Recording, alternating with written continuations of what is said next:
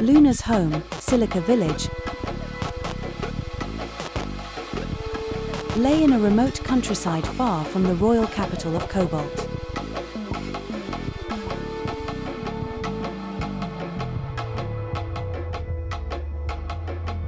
Even minor conflicts between nations never reached this peaceful land.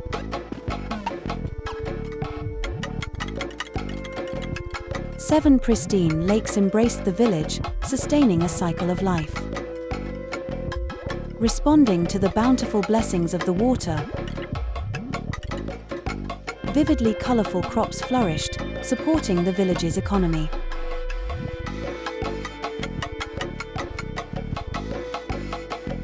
Moreover, a unique fermentation culture blossomed here, and the production of rich wine thrived, earning it the nickname the Village of Fragrance.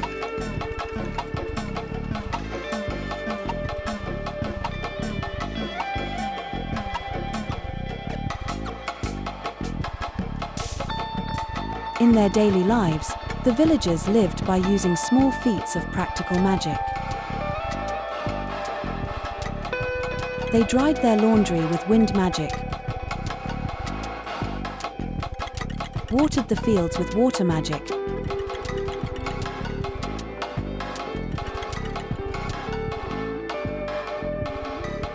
and sometimes used fire magic to warm the land and encourage plant growth.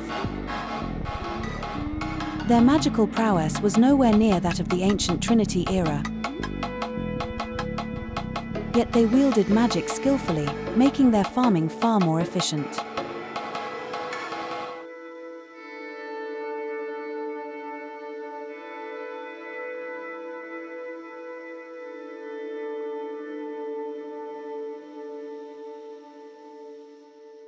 Luna grew up in this nature-rich village of Silica.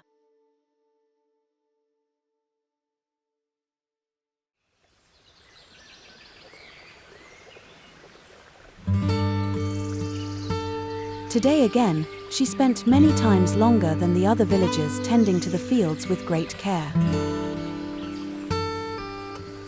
She was often met with sympathetic comments like, "It must be tough not being able to use magic, isn't it?"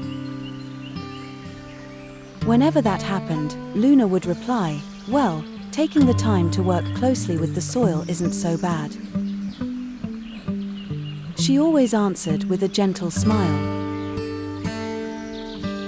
Perhaps to others she seemed to be putting on a brave face.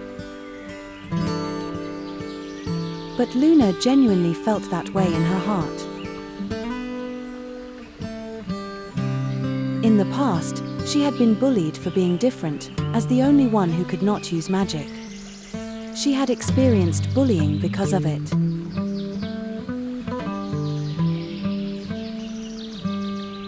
Yet that very difference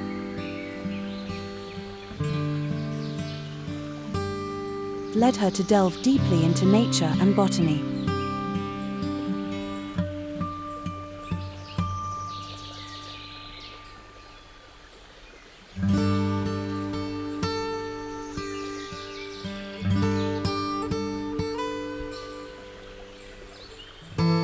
After finishing her fieldwork, Luna made her way to the Whispering Woods, her favorite forest, which she visited nearly every day.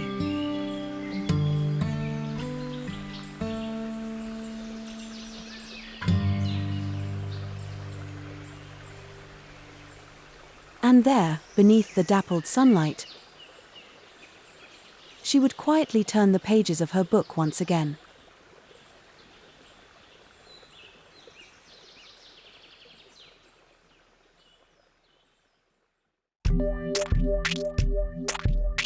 Luna's fascination with botany was greatly influenced by her mother, Aura.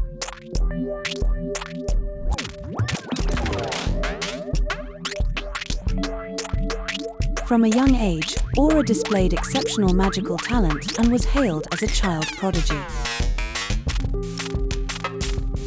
However, captivated by the realm of plants beyond the reach of magic, she chose to pursue botany and became a researcher. At the time, plant researchers were often branded as eccentrics.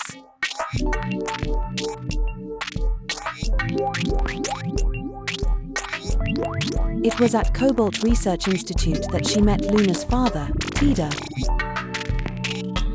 and they shared a belief in a form of richness that did not rely on magic.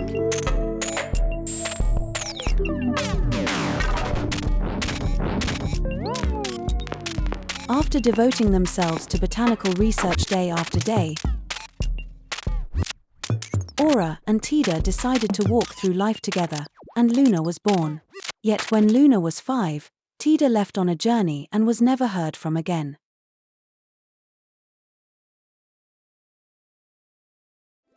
Now, Aura serves as the village's only doctor, healing its inhabitants.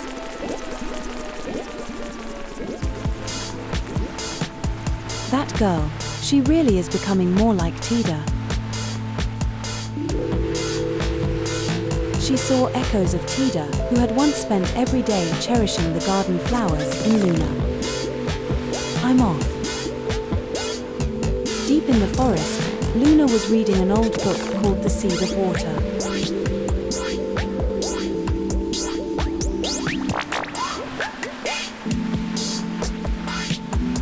Before Luna's 15th birthday, Aura had given her this book. This book was passed down to me by my mentor, she had said. I'd like you to read it too. While she was quietly reading, the forest suddenly grew clamorous.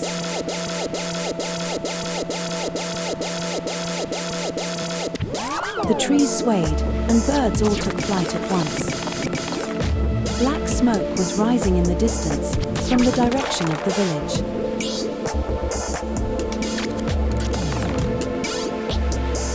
The village. She stowed the book in her bag and dashed back in a hurry.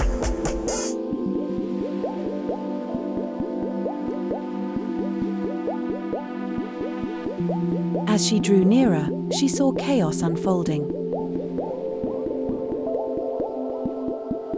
The Cobalt army and a neighboring force had clashed. Magical flames were engulfing the houses, and the villagers fought desperately to extinguish them. Yet the fire magic used in combat would not easily yield to ordinary water spells.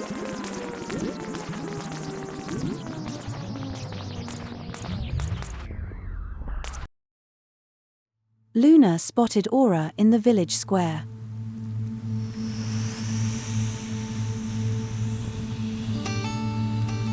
Aura stood there, quietly.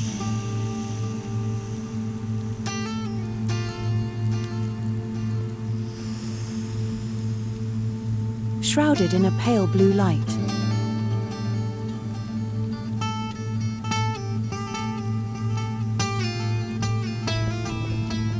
It was indeed water magic, yet clearly unlike anything the villagers used. Water particles formed at Aura's fingertips, then scattered through the air as though imbued with life.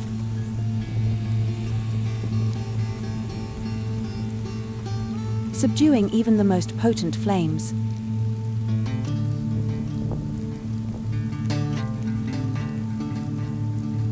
That's not normal magic.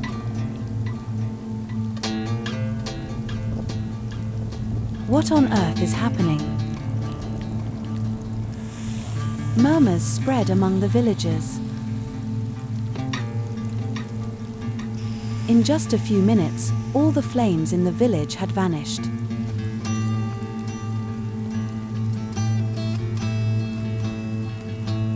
Both armies were bewildered by the spectacle and halted their battle.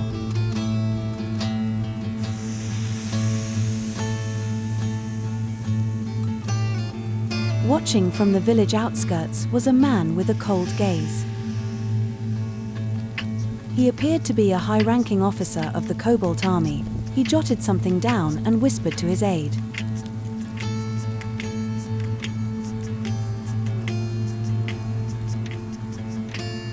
His gaze flicked towards Aura, and a faint smile curved on his lips.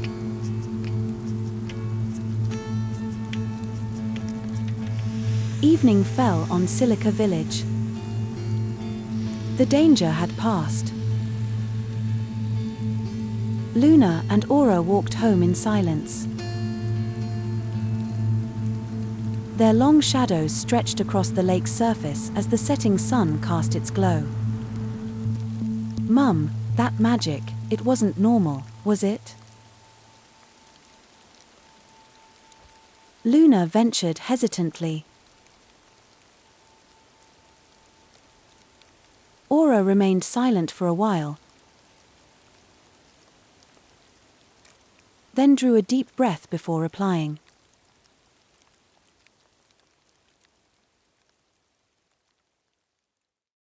That was something different from ordinary water magic.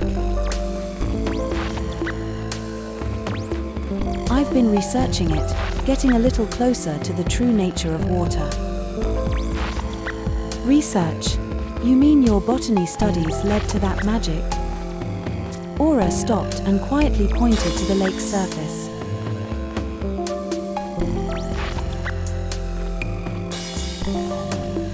Look at that water. What do you think it's doing right now? It's flowing, I suppose. Yes, it's flowing. But at the same time, it's carving away stone, nurturing life, and moistening the air.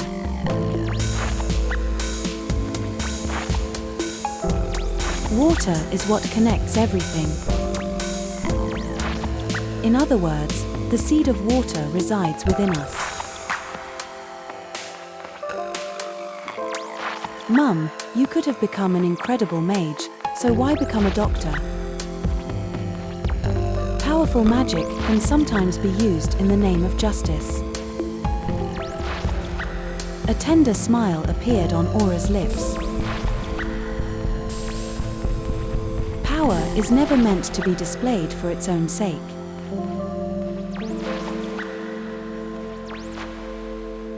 So saying, she gently stroked Luna's hair. And besides, for a moment, deep sorrow flickered in her eyes.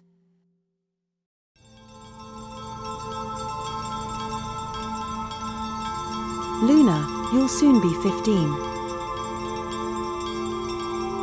When that time comes, I'll tell you more about our family and this world. All right.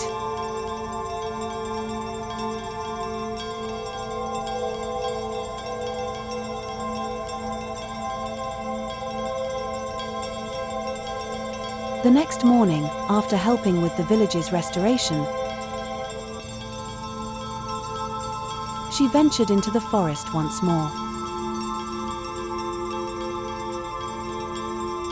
Upon entering, she sensed a wind unlike any she had felt before.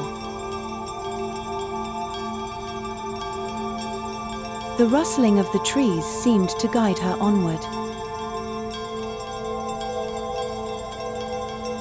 Lost in thought about the previous day, she looked up, and an unfamiliar sight spread out before her.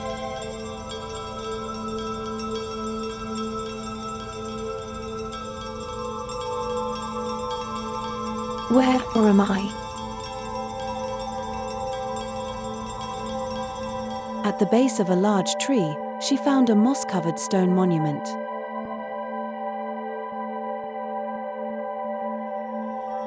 Distinct patterns and strange characters were carved into its surface. Just as Luna moved closer to the monument, a quiet voice spoke from behind her. "You've managed to get this far, I see."